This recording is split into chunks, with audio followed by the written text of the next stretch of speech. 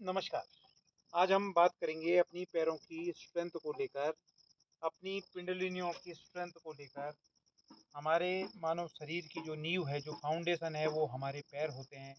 और अगर हमारे पैर मजबूत हैं, तो हमारे शरीर के सभी अंग, लीवर, किडनी, पेनक्रियास, हार्ट जैसे जो अंदरूनी अंग हैं, वे सभी मजबूत हो सकते हैं, बशर्ते हमें अपने टो के बल, अपने पंजों के बल इस तरह से वॉक करनी होती है कि हमारे पूरे शरीर का जो वेट है, जो भार है, वो हमारे टो के ऊपर आए, हमारे पंजों के ऊपर आए।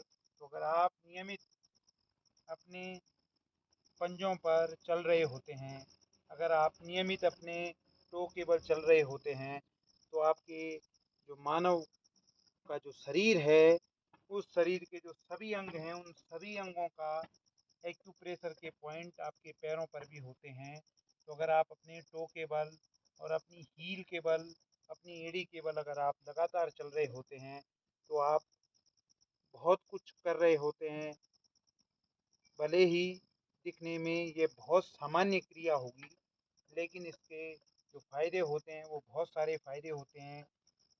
जैसे आपके पैर के दोनों अंगूठों पर आपके पिट्यूटरी ग्लैंड, आपके मस्तिष्क की जो एक्यूप्रेशर पॉइंट होते हैं, वो एक्यूप्रेशर के पॉइंट आपके पैर के अंगूठों पर होते हैं। तो अगर आप लगातार अपने टो के बल, अपनी हील के बल लगातार चल रहे होते हैं, तो आप कई सारे एक्यूप्रेशर के पॉइंट को प्रेस कर रहे होते हैं।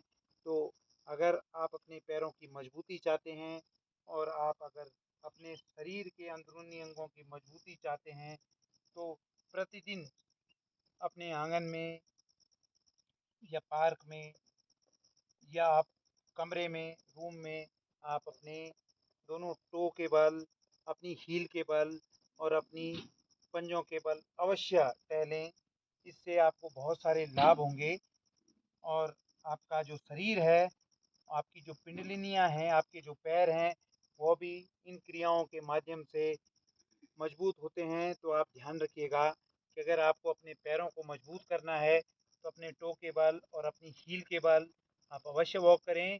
इससे आपके शरीर के बहुत सारे पॉइंट, जो आपके आँखों के पॉइंट है, जो आपके लीवर का पॉइंट है, जो आपके हृदय का पॉइंट है, जो आपकी पेनक्रियास के जो पॉइंट हैं आपके पैरों पर जो मौजूद हैं, इस विषय पर आगे और विस्तार से वीडियो के माध्यम से आपको बताया जाएगा। लेकिन वर्तमान में अगर आप अपने टो के बल और अपनी एड़ी के बल लगातार चल रहे होते हैं, अपनी हील के बल और अपने टो के बल अगर आप लगातार चल रहे होते हैं, तो बहुत सारे फायदे आपको आपके शरीर में देखने को मिलेंगे।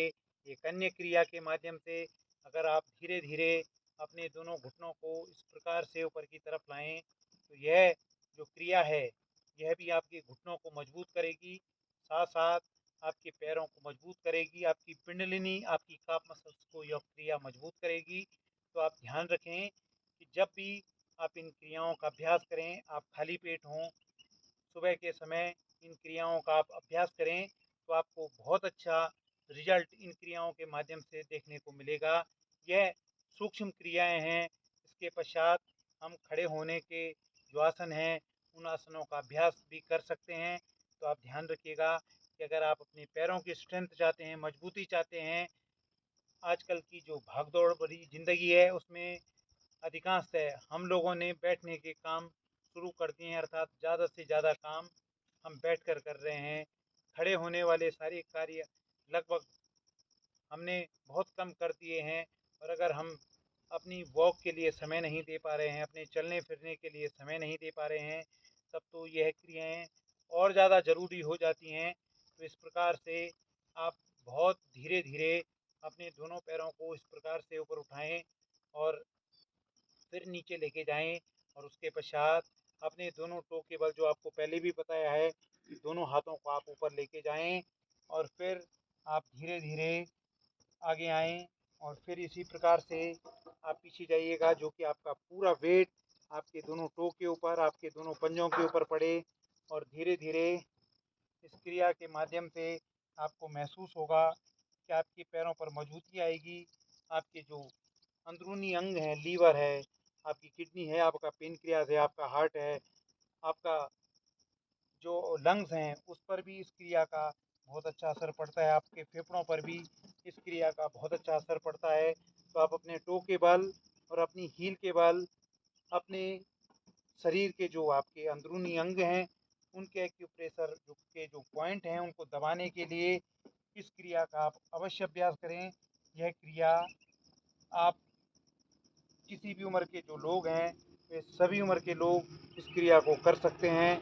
आशा है आपको यह जानकारी अच्छी लगी होगी। धन्यवाद और प्रणाम।